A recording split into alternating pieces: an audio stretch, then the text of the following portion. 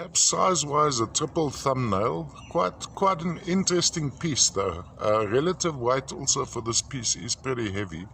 What we have is a matrix which is almost a solid dioptase, and then sitting in between the dioptase would most likely be some girth height. There's some blackishness to some sections.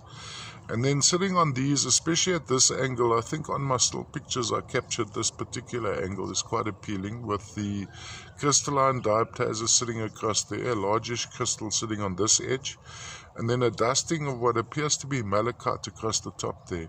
From the Tantara mine, I don't actually often see the almost a fibrous or little sprays of malachite needles associated with the malachites from Tantara. So I believe there is, this is part of newer mining. It's now June 2022.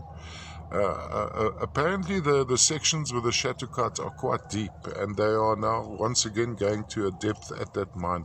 All of course a product of formal mining, so of very expensive mining, and the reason the guys are mining these deposits is for copper and cobalt and related, which get used in our everyday appliances.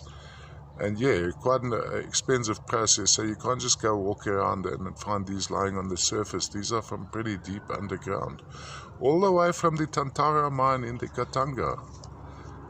Dioptase with malachite and perhaps some girth height too. Those crystals sitting across there.